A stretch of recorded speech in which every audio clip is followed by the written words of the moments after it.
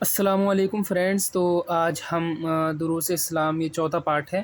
ٹھیک ہے، اس میں بہت سارے اسلامک جو نالج ہوتی ہے وہ ہے اس کے اندر. تو اس کو ہم شروع کر رہے ہیں. تو یہ آپ کو مارکیٹ میں جو ہے اس میں ریٹ دیکھ لیجئے. Islamic educational board of India, اس کا جو پرائس ہے 85 روپے کا ہے. تو اس میں ہم آپ کو ڈیٹیل میں بھی سمجھائیں گے. یہ آپ کو کتاب مل جائے گی، یہ دیکھ لیجیے آپ. اس میں ہر چیز ہے. دروس اسلام درجہ چہارم، یعنی چوتھا حصہ ہے. اور بھی پہلا دوسرا تیسرا آپ کو مل جائے گا، جا کے آپ اس کو دیکھ لیں. اس میں جو انڈیکس ہے، فہرست، تو اس میں دیکھیے کیا کیا ہم پڑھیں گے. اس میں ایمان کے ارکان کے بارے میں، کتنے ارکان ہوتے ہیں ایمان کے، اور اللہ تعالیٰ کے بارے میں، اللہ تعالیٰ کی صفات کے بارے میں، فرشتے کے بارے میں، آسمانی کتابیں، ٹھیک ہے، انبیاء و رسول، معجزات، خاتم الانبیاء، آپ صلی اللہ علیہ وسلم کے محاسن، قیامت کی نشانیاں، شفاعت عظمی، جنت جہنم، ایمان بالقدر، یہ سب ہم پڑھیں گے. تو چلیے شروع کرتے ہیں. اس کی جو پلے لسٹ ہوگی وہ آپ کو مل جائے گی. اس کی ہم الگ پلے لسٹ بنا دیں گے. ٹھیک ہے، ہم اسے ڈیٹیل میں سمجھائیں گے آپ کو. چلیے شروع کرتے ہیں. اگر آپ ہمارے چینل پر نئے ہیں تو اسے لائک کریں، شیئر کریں، اور اپنے فرینڈس میں اس کو شیئر کریں. اور اگر ہمارے چینل پر نئے ہیں تو اسے سبسکرائب کرنا نہ بھولیں. بسم اللہ الرحمن الرحیم. الحمد للہ رب العالمین، والصلاة والسلام علی اشرف المرسلین، سیدنا محمد صلی اللہ علیہ وسلم وعلی آلہ واصحابہ اجمعین. تو سبق نمبر 1 ہے. اس میں ارکان، ایمان کے ارکان کیا ہیں. ارکان ایمان 6 ہیں، اور وہ یہ ہے جیسے اللہ تعالیٰ پر ایمان لانا، یہ پہلا ارکان ہے. جیسے اسلام کی بنیاد کتنی چیزوں پر ہے وہ ہم پڑھ چکے ہیں. وہی چیز یہاں پر ہے، اللہ تعالیٰ پر ایمان لانا، جس کو ہم توحید کہتے ہیں، یعنی اللہ تعالیٰ کو ایک ماننا. اس کے بعد اس کے فرشتوں پر ایمان لانا، اللہ تعالیٰ کے فرشتوں پر ایمان لانا. آپ نے پڑھی بھی ہوگی ایمان مفصل، آمنت باللہ و ملائکتہ و کتبہ و رسلہ والیوم الآخر والقدر خیرہ و شرہ من اللہ تعالی والبعث بعد الموت. تو ہم اس کو پڑھتے ہیں. ٹھیک ہے، اس کے نازل کردہ کتابوں پر ایمان لانا، جتنی بھی نازل کتابیں ہیں وہ ان سب پر ایمان لانا. کون کون سی؟ چار ہم کو نام یاد ہیں: توریت، زبور، انجیل، قرآن. توریت حضرت موسیٰ علیہ السلام پر، زبور حضرت داؤد علیہ السلام پر، اور انجیل حضرت عیسیٰ علیہ السلام پر، اور قرآن جو ہے ہمارے نبی صلی اللہ علیہ وسلم پر نازل ہوئی. یہ موٹے طور پر ہمیں پتہ ہے. لیکن اس کے علاوہ جو ہے صحیفے بھی نازل ہوئیں بقیہ انبیاء پر. ٹھیک ہے، جن کی تعداد 1,24,000 کم و بیش، 2,24,000 کم و بیش ہے. تو ان کی جو صحیح تعداد ہے وہ اللہ تبارک و تعالی جانتا ہے. وہ دنیا میں آئے، ان پر کتابیں نازل ہوئیں. ٹھیک ہے، لیکن جو ان پر کتابیں نازل ہوئیں تو ان کے جو ماننے والے تھے انہوں نے اس میں کیا رد و بدل کر دی. ٹھیک، لیکن صرف قرآن ایسی واحد کتاب ہے جس میں کوئی رد و بدل نہیں ہوئی ہے. اس کی حفاظت کس نے لی ہے؟ اس کی حفاظت کا ذمہ کس نے لیا؟ اللہ تعالیٰ نے. اس کے بعد چوتھا رکن کیا ہے؟ اس کے رسولوں پر ایمان لانا، جیسے کہ میں نے بھی آپ کو ایمان مفصل بتایا. قیامت کے دن پر ایمان لانا کہ قیامت جو ہے آئے گی. ٹھیک ہے، اس پر ایمان ہونا چاہیے. اللہ تعالیٰ کی جانب سے تقدیر کے خیر و شر پر ایمان لانا کہ جو اچھی اور بری تقدیر ہے، ٹھیک ہے، وہ کس کی طرف سے؟ اللہ کی طرف سے. ٹھیک ہے، رسول اللہ صلی اللہ تعالیٰ علیہ وسلم نے فرمایا اللہ تعالیٰ پر، ٹھیک ہے، اللہ تعالیٰ پر جو ہے اور اس کے فرشتوں پر اور اس کی کتابوں پر اور اس کے رسولوں پر اور روز آخرت پر نیز اس کی جانب سے تقدیر کے خیر و شر پر یقین رکھنے کو ایمان کہتے ہیں. کوئی ایمان پوچھے کہ ایمان کیا ہے تو آپ بتائیے گا. اللہ تعالیٰ پر اور اس کے فرشتوں پر، اس کی کتابوں پر اور اس کے رسولوں پر اور آخرت پر اور تقدیر پر، تقدیر کے خیر و شر پر ایمان رکھنے کو کیا کہتے ہیں؟ ایمان کہتے ہیں. ٹھیک ہے، اس کے بعد دوسری چیز جو ہے وہ یہ ہے. اب دیکھیے اس میں کچھ سوال و جواب ہیں. ایمان کے کتنے ارکان ہیں؟ جیسے 6 ہیں. ارکان ایمان کیا ہیں اور معنی لکھیے، کیا ہے ایمان کے معنی. اس کے بعد چلیے اللہ تعالیٰ کے بارے میں پڑھ لیتے ہیں. جس زمین کے اوپر ہم بستے ہیں اس کے بارے میں ذرا سوچئے، اس میں طرح طرح کے جانور، پرندے، درخت، سبزے، میوے اور پھل، جنگلات، سمندر اور پہاڑ وغیرہ جو ہیں موجود ہیں۔ یہ ساری چیزیں کیا موجود ہیں۔ پھر آسمانی دنیا کے بارے میں سوچئے، جس میں سورج، چاند، ستارے ہیں۔ ان تمام چیزوں کو کس نے پیدا کیا؟ تو اس اللہ نے جو ہر چیز پر قادر، ان اللہ علی کل شیء قدیر، وہ ایک ہے، اس کا کوئی ہمسر و شریک نہیں، وہ ہر چیز پر، ہر چیز سے کیا بے نیاز ہے، ٹھیک ہے، ہر چیز سے بے نیاز ہے۔ اس کے بعد جو ہے دیکھیے اللہ تعالیٰ کی صفات کے بارے میں، کون کون سی صفات ہیں۔ تو مکلف بندے پر سب سے پہلے اللہ تعالیٰ کی معرفت واجب ہے، یعنی بندہ یہ جان لے کہ اللہ تعالیٰ کی شان میں کتنی صفات واجب ہیں اور کتنی ناممکن ہیں۔ تو وہ جو صفات واجبہ ہیں وہ بتائیں گے ہم کو، اور صفات مستحیلیہ جو ناممکن ہیں، محال ہیں، وہ ہم بتائیں گے۔ اللہ تعالیٰ کی شان میں جو ہے 20 صفات واجب ہیں، اور ایسے ہی 20 صفات جو ہیں اس کی شان میں اس کے شائع شان نہیں، یعنی محال، جنہیں ازداد الواجبات کہا جاتا ہے۔ اور اس کو میں دوسرے اس میں کیا کہتے ہیں، اس کو صفات مستحیلہ کہتے ہیں، صفات واجبہ، یعنی جو اللہ تعالیٰ کی شان میں جو ہے واجب ہیں، ضروری ہیں۔ صفات مستحیلیہ جو ناممکن ہے۔ تو اس میں پہلی جو ہے وہ یہ ہے، پہلی صفات واجبہ ہے وجود۔ اللہ تعالیٰ کا وجود جو ہے ہونا کیا صفات واجبہ ہے، ٹھیک ہے۔ اس کے بعد قدم، یعنی ازلی ہونا، یعنی شروع سے ہونا، یعنی کہ پہلے نہیں تھا، اب ہے، ٹھیک ہے، رہے گا، شروع سے ہے اللہ تبارک و تعالیٰ، ٹھیک ہے۔ صفات مستحیلیہ کیا ہے؟ عدم، یعنی نہ ہونا، یعنی جیسے میں نے بتایا پہلے نہیں تھا، پہلے نہ ہونا، تو وہ کیا ہے؟ محال، اللہ تعالیٰ کے شان میں کیا محال ہے۔ اس کے بعد حدوث، جس کو پیدا ہونا، تو اللہ تبارک و تعالیٰ پیدا تو نہیں ہوا، ٹھیک ہے، وہ خود سے ہے۔ اور کیا ہے؟ بقا، بقا کا مطلب ہے باقی رہنا، ٹھیک ہے۔ اب ہم ہیں، ہم دیکھیے کیا ہے، ہم پہلے نہیں تھے، اب ہیں، نہیں رہیں گے، تو یہ کیا ہے؟ ہم بقا نہیں ہیں، اللہ تبارک و تعالیٰ بقا ہے، یعنی مطلب ہمیشہ رہے گا۔ اور حوادث کی مخالفت، اور اس میں دیکھیے قیام بالنفس، بذاتاً قائم ہونا، وحدانیت یعنی ایک ہونا، اللہ تبارک و تعالیٰ ایک ہے، یہ نہیں کہ 2-3 اللہ ہے، ٹھیک ہے۔ اگر ایسا ہوتا تو کوئی بارش برسانے کے لیے کہتا، کوئی سورج نکالنے کے لیے کہتا، ایسا ہوتا، ٹھیک ہے، تو دنیا تہس نہس ہو جاتی۔ صرف اللہ تبارک و تعالیٰ ایک ہے۔ قادر ہونا، ہر چیز پر قادر ہے، ٹھیک ہے۔ ارادتاً یعنی چاہت، علم، زندگی، حیات، ٹھیک ہے، سننا، سماعت، اللہ تبارک و تعالیٰ ہر چیز سنتا ہے، دیکھتا ہے، بولتا ہے، ٹھیک ہے، بولنا، ٹھیک ہے، مخلوق کا سا بولنا نہیں، ٹھیک ہے۔ قادر ہونا، ہر چیز پر قادر ہے، ٹھیک ہے۔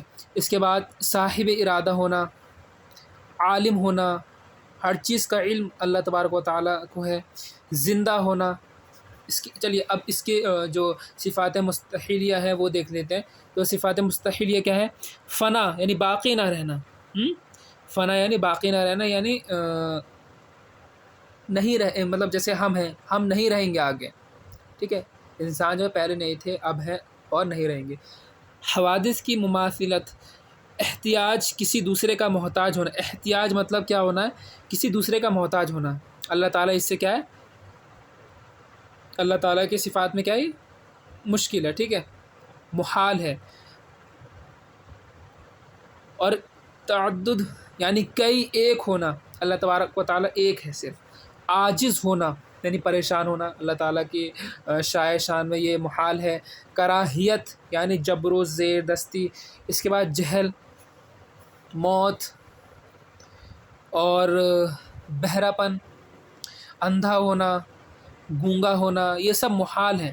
عاجز ہونا، مجبور ہونا، جاہل ہونا اور مردہ ہونا۔ اس کے بعد دیکھیے سننے والا ہونا تو سننے والا ہے، یہ سب صفات واجبہ ہے. یہ اس طرف صفات واجبہ اور اس طرف جو ہے صفات مستحیلیہ ہیں. دیکھنے والا ہونا، بولنے والا ہونا، بہرا ہونا، تو یہ تو صفات مستحیلیہ ہو گئے. اندھا ہونا، گونگا ہونا. اللہ تعالیٰ کے لیے جائز ہے کہ کسی ممکن عمل کو کرے یا اسے ترک کر دے، جیسے کہ زندہ کرنا یا مار ڈالنا، ہے نا. اللہ تعالیٰ کے کیا ہے یہ ممکن ہے، ٹھیک ہے. اللہ تعالیٰ کے ذمہ کیا ممکن ہے، کسی کو مارنا، زندہ کرنا، جلانا. اور اس لیے کہ رب تعالیٰ اپنی سلطنت میں اپنی مرضی کے مطابق جیسے چاہتا ہے تصرف کرتا ہے. اس کی شان ہے فعال لما یرید، یعنی وہ جو چاہے کرنے والا. اس کے معنی آپ یاد کر لیں کیا ہوتے ہیں. فعال لما یرید، فعال لما یرید یعنی جو چاہے کرنے والا ہے، جو بھی چاہے وہ کر سکتا ہے. اب اس کے بعد کچھ اس میں سوال جواب ہیں. جیسے مکلف پر سب سے پہلے کیا چیز واجب ہے، اللہ تعالیٰ کی معرفت کیسے ہوتی ہے، اللہ تعالیٰ کی شان کتنی صفات ہیں یہ بتا دیں. 20 ہوتی ہیں، 20 صفات مستحیلیہ ہیں. ازداد لکھیے، ازداد کون کون سی ہیں جو محال ہیں، ٹھیک ہے. فنا، بقا، یہ چیزیں آپ اس میں دیکھ لیجئے گا. اگر کوئی چیز سمجھ میں نہ آئے تو آپ کمنٹ کر کے پوچھ سکتے ہیں. اب دیکھیے فرشتے کے بارے میں بتاتے ہیں. فرشتے کسے کہتے ہیں؟ فرشتے جو ہیں دیکھیے 3 مخلوق ہوتی ہیں. ایک خاکی مخلوق جو ہم ہیں، ہم مٹی سے پیدا ہوئے ہیں. ایک ہوتی ہے آتشی مخلوق جو آگ سے پیدا، جس سے جنات اور شیاطین. اور ایک ہوتی ہے نوری مخلوق جس کو فرشتے کہتے ہیں، وہ نور سے پیدا ہوئے. فرشتے اللہ کے مکرم بندے ہیں، نور سے پیدا کیے گئے، مختلف شکلوں اور صورتوں میں اپنے آپ کو ڈھال لیتے ہیں، الگ الگ صورتوں میں. وہ مردانگی یا نسوانیت کی صفات سے پاک ہے، ٹھیک ہے. وہ نہ تو کھاتے ہیں، نہ پیتے ہیں، نہ ہی سوتے ہیں، نہ ہی شادیاں کرتے ہیں، ٹھیک ہے. جیسے میں نے بتایا مردانگی یا نسوانیت کی صفات سے پاک ہیں. ان کی تعداد کا علم صرف اللہ تعالیٰ ہی کو ہے. کس کو ہے ان کی تعداد کا علم؟ صرف اور صرف اللہ تعالیٰ ہی کو ہے. وہ رات و دن اللہ تعالیٰ کی تسبیح مشغول رہتے ہیں اور اس سے کبھی غافل نہیں ہوتے. ہم تو صرف 5 وقت کی نماز پڑھتے ہیں، اور جو فرشتے ہوتے ہیں اگر وہ رکوع میں تو رکوع میں رہیں گے جب تک اللہ تعالیٰ ان کو سجدے کا حکم نہ دیتے، ٹھیک ہے. تو یہ چیز دھیان رکھیں. ہمیں تو اتنا وہ ہے، اللہ تعالیٰ نے اتنا اختیار دیا کہ ہم نماز پڑھیں، جو چاہیں کریں، ٹھیک ہے. نماز پڑھنے کا بھی فرض تو کیا ہے، صرف اگر نماز میں اگر قیام ہے تو قیام میں رہیں گے، رکوع میں نہیں جا سکتے جب تک اللہ تعالیٰ کا حکم نہ ہو. قیامت تک ایسے ہی کھڑے رہیں گے. اس کے بعد ہم سب پر ان میں سے 10 کے بارے میں جاننا ضروری ہے. وہ یہ ہیں حضرت جبرائیل علیہ السلام. ان کا کام کیا ہے؟ ان کا کام وحی لانا ہے اللہ تعالیٰ کے نبیوں کے پاس، اللہ تعالیٰ کا پیغام پہنچانے والے. حضرت میکائیل علیہ السلام، میکائیل علیہ السلام کا کام کیا ہے؟ میکائیل علیہ السلام بارش اور روزی دینے والے فرشتے ہیں، روزی پہنچانے والے فرشتے ہیں، ٹھیک ہے. حضرت اسرافیل علیہ السلام یہ سور پھونکنے والے فرشتے ہیں جو قیامت کے دن سور پھونکیں گے. حضرت عزرائیل علیہ السلام جو ہے روح قبض کرنے والے فرشتے ہیں. اس کے بعد یہ چاروں فرشتے اللہ تعالیٰ کے مقرب ہیں، یعنی قرب میں ہیں، یعنی پاس میں ہیں. اور ان کا تو نام آپ کو یاد ہی ہوگا. منکر و نکیر علیہم السلام قبر میں سوال کرنے والے ہیں. اور یہ جو سوال کرتے ہیں وہ 3 ہیں. من رب کا، ما دین کا، ما تقول فی ھذا الرجل. تو من رب کا یعنی تیرا رب کون ہے، اور ما دین کا تیرا دین کیا ہے، ما تقول فی ھذا الرجل ان کے بارے میں تو کیا کہتا ہے، ٹھیک ہے. کن کے بارے میں؟ ہمارے نبی صلی اللہ علیہ وسلم کے بارے میں. تو اس میں اب دیکھیے 3 فرشتوں کے اور نام ہیں. منکر نکیر ہوتا ہے جو قبر میں سوال کرتے ہیں، اور 8ویں جو ہیں وہ یہ ہیں رقیب و عتید علیہم السلام، مکلف بندوں کے اعمال کو لکھنے والے. جو بندے عمل کرتے ہیں دنیا میں ان کے عمل لکھنے والے فرشتے ہیں. اور اس کے بعد مالک علیہ السلام یہ کیا ہیں؟ جہنم کے خازن ہیں، محافظ. مالک جہنم کے دروازے پہ کھڑے رہتے ہیں. رضوان علیہ السلام جنت کے خازن ہیں جس کو داروغہ جنت کہتے ہیں. اب اس میں کچھ سوال ہیں وہ آپ دیکھ لیجئے گا. جیسے فرشتے کون ہیں، نوری مخلوق ہے، ان کی تعداد کتنی ہے، اس کا جو علم ہے وہ صرف اللہ تبارک و تعالیٰ کو معلوم ہے. اس کے بعد آسمانی کتابوں کے بارے میں دیکھیے موٹے طور پر میں بتا دوں، آسمانی کتابیں جو ہیں جو کتابوں میں ہوتی ہیں صرف 4 ہوتی ہیں. باقی جو کتابیں ہیں جو 1,00,000 جو انبیاء کرام علیہ السلام 1,24,000 کم و بیش انبیاء کرام پر نازل ہوئی وہ موجود نہیں ہیں، ان کے نام پتہ نہیں ہوتے ہیں، ٹھیک ہے، لیکن وہ نازل ہوئی ہیں. ٹھیک ہے، آسمانی کتابیں کیا ہیں؟ اللہ تعالیٰ کی جانب سے نازل کردہ کتابوں اور صحیفوں، ٹھیک ہے، صحیفوں پر ایمان لانا ہم سب پر واجب ہے. یہ صحیفے لوگوں کی دنیا آخرت میں ہدایت و سعادت کے لیے اللہ تعالیٰ کی جانب سے اس کے بعض رسولوں پر نازل کی گئیں. ٹھیک ہے، ان تمام کتابوں پر اس وقت کے لوگوں کے لیے عمل کرنا واجب تھا. جب یہ کتابیں نازل ہوئی تھیں تو اس وقت عمل کرنا کیا تھا؟ ضروری تھا.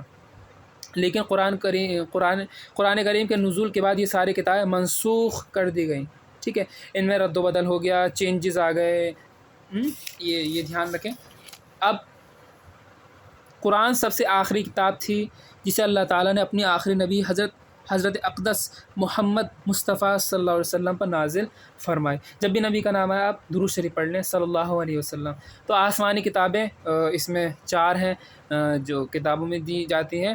ٹھیک ہے، باقی کے جو نام ہیں وہ نام نہیں معلوم ہوتے ہیں. تو توریت جو ہے حضرت موسیٰ علیہ السلام پر نازل ہوئی، جیسے میں نے بتا دیا. زبور حضرت داؤد علیہ السلام پر نازل ہوئی. انجیل حضرت عیسیٰ علیہ السلام پر نازل ہوئی. اس کے بعد قرآن کریم ہمارے نبی حضرت محمد مصطفیٰ صلی اللہ علیہ وسلم پر نازل ہوئی.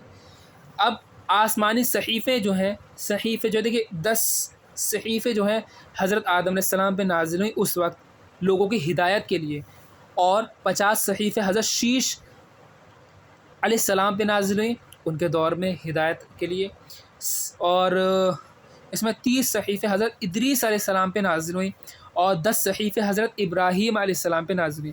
تو یہ آپ یاد کر لیجئے، اس کو دیکھ لیجئے جلدی سے. کیا بتایا؟ 10 صحیفے حضرت آدم علیہ السلام پہ، 50 صحیفے حضرت شیش علیہ السلام پر، اور 30 صحیفے حضرت ادریس علیہ السلام پہ، اور 10 صحیفے حضرت ابراہیم علیہ السلام پر. اور اس میں دیکھیے انبیاء اور رسول کے بارے میں بتا دوں، اللہ تعالیٰ نے انسانوں کو اپنے ثواب کی خوشخبری دینے اور عقاب یعنی سزا سے ڈرانے کے لیے بہت سے انبیاء اور رسولوں کو انہی انسانوں میں سے بھیجا. ٹھیک ہے، انسانوں میں سے بھیجا. جتنے بھی انبیاء اور رسول تھے وہ سب مرد تھے، عورت نہیں تھے. اگر عورت ہوتے، کوئی پوچھے کہ عورت کیوں نہیں تھے، اور عورت ہوتے تو اللہ کا پیغام پہنچانے میں مشکلات آتی. اس کے بعد یہ سب ہر گناہ سے معصوم اور ہر عیب سے پاک تھے. تو جتنے بھی انبیاء تھے وہ سب معصوم تھے. فرشتے معصوم ہوتے ہیں، ٹھیک ہے، ولی معصوم نہیں ہوتے. ٹھیک ہے، کوئی کہے کہ یہ بچہ معصوم ہے تو یہ کہنا منع ہے. صرف نبی فرشتے معصوم ہوتے ہیں، ہر عیب سے پاک ہیں. نبی مرد آزاد اور زندہ انسان ہوتے ہیں، عورت نہیں ہوتے ہیں. ٹھیک ہے، اس میں دیکھیے گا جس پر شریعت کے ذریعے وحی نازل کی گئی ہو، اگر انہیں کسی نئی شریعت کا حکم دیا گیا ہو تو وہ رسول کہلاتے ہیں. تو مطلب رسول کیسے کہتے ہیں؟ جن پر وحی نازل ہوتی ہے. اب کوئی کہے کہ معاذ اللہ کوئی کہتے کہ نبی ہونے کا دعویٰ کیے ہیں کچھ لوگ، تو وہ کہتے ہیں تو کیسے؟ کیا ان پر وحی نازل ہوتی ہے؟ نہیں. جن پر وحی نازل نہیں ہوتی تو وہ نبی نہیں ہو سکتے. نبی کون ہوتے ہیں؟ جن پر وحی نازل ہوتی ہے، اللہ تعالیٰ کا پیغام حضرت جبرائیل علیہ السلام لے کر آتے ہیں، اور جن کو کیا ہے؟ معجزات اللہ تعالیٰ دیتا ہے. اگر انہیں کسی نئی شریعت کا حکم دیا گیا ہو تو وہ رسول کہلاتے ہیں. 4 صفات ان کے شان ان کے زدان کے لیے ممکن نہیں. وہ یہ ہے: صفات واجبہ جو ان کے شان میں ہے، اور صفات مستحیلہ یعنی جو محال ہیں، ناممکن ہیں. تو پہلی تو صفات واجبہ جو ان کی شان میں ممکن ہے، یعنی سچائی، امانت، ذہانت، تبلیغ، اللہ تعالیٰ کا پیغام پہنچانا. صفات مستحیلہ جھوٹ، خیانت، بیوقوفی، چھپانا، نہ بتلانا. تو یہ سب کیا صفات مستحیلہ ہیں، ان کو دھیان میں رکھیں.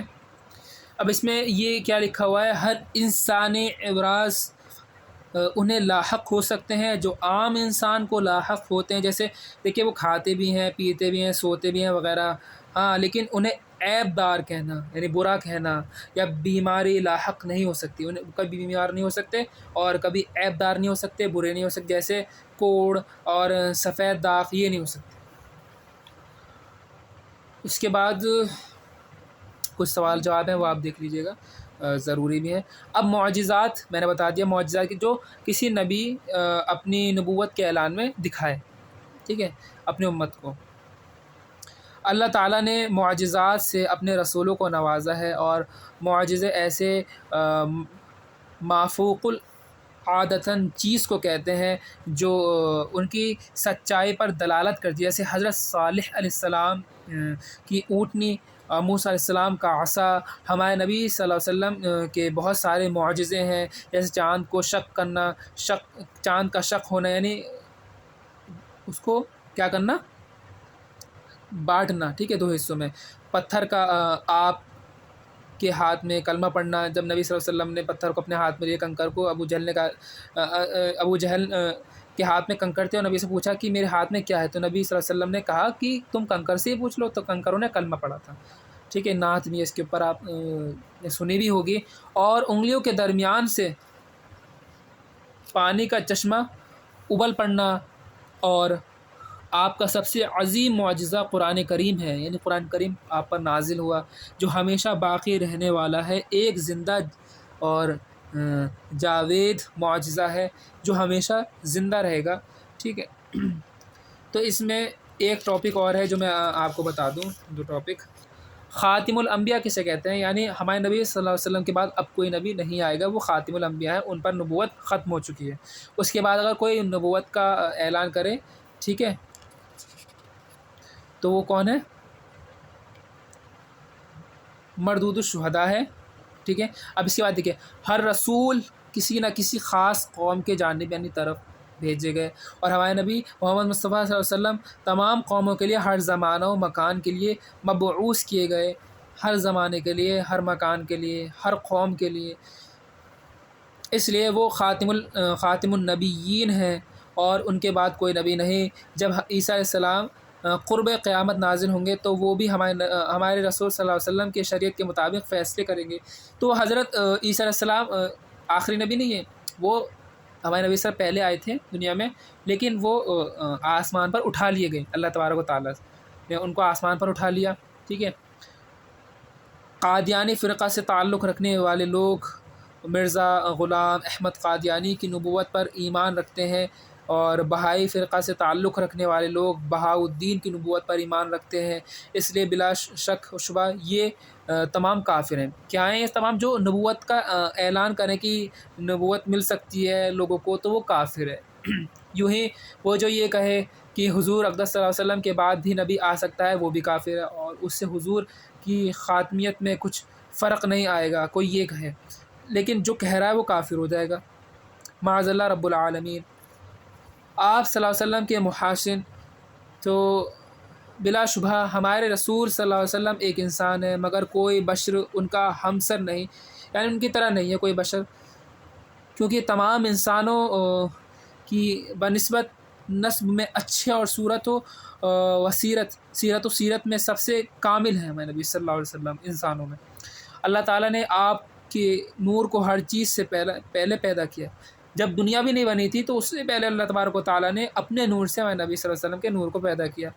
آپ کے دونوں شانوں کے درمیان ختم نبوت کی مہر ہے، ٹھیک ہے، مطلب ایسے نشانے جو کوئی بھی اگر دیکھے گا تو اس کو پتہ لگ جائے کہ نبوت کیا ہے، ختم ہو چکی ہے، ٹھیک ہے، ختم نبوت کی مہر ہے، یعنی آپ کے بعد کوئی نبی نہیں آئے گا۔ آپ لوگوں میں سب سے خوبصورت اور میانہ قد یعنی درمیانی قد کے ہیں، نہ تو لمبے ہیں، اس کا مطلب یہ ہو گیا، نہ ہی چھوٹے ہیں قد کے ہیں، ٹھیک ہے، نہ ہی چھوٹے قد کے ہیں، درمیانی قد ہے۔ بلا ضرور آپ کلام نہیں فرماتے، اور آپ کھلکھلا کر ہنستے بھی نہیں ہیں، البتہ صرف تبسم فرماتے ہیں، اور حق بات کے سوا کچھ بھی نہیں بولتے تھے۔ آپ کے لعاب و دہن، پسینہ، بال اور جلد ہر ایک میں بے شمار تھے، ٹھیک ہے، بے شماروں برکات معجزات تھے، لعاب ہو گیا، ٹھیک ہے، یہ سب چیزیں۔ اسی وجہ سے بہرے لوگ آپ کے محض مس فرمانے یعنی چھو لینے سے شفایاب ہوئے اور بہت سے آپ کے لعاب دہن سے تندرست ہو گئے، اور صحابہ کرام آپ کے مبارک بالوں سے شفا حاصل کرتے تھے۔ آپ کا پسینہ مشک سے بھی زیادہ خوشبودار تھا، اور آپ ان چیزوں کا مشاہدہ فرماتے تھے جنہیں عام نگاہیں نہ دیکھ سکتی تھیں، آپ ان باتوں کو سن لیتے تھے جنہیں عام کان نہیں سن سکتے تھے۔ یہ جتنے معجزے کس نے دیے؟ اللہ تبارک و تعالیٰ نے دیے۔ اسی لیے آپ حضرت جبرائیل علیہ السلام کو دیکھ لیتے تھے جبکہ لوگ انہیں نہیں دیکھ پاتے تھے، اور ان کی بات سنتے تھے جبکہ لوگ انہیں نہیں سن سکتے تھے۔ حضرت جبرائیل علیہ السلام کو آپ نے جنت کی خبر دی اور دوزخ کے احوال بیان فرمائے، دوزخ کے حال بیان فرمائے، قبر میں کیا ہوگا وہ بتا دیا۔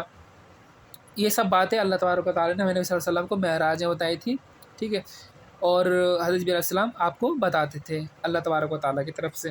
آپ صلی اللہ علیہ وسلم نے زمین کے نیچے کی باتیں بھی بتائیں اور آسمان کے اوپر کی بھی۔ آپ کا علم ساری کائنات سے بڑا ہوا تھا، یعنی بہت زیادہ ہے، اور علم میں آپ کا کوئی مقابلہ ہی نہیں کر سکتا۔ کیا نہیں کر سکتا؟ آپ کا علم میں کوئی بھی مقابلہ نہیں کر سکتا۔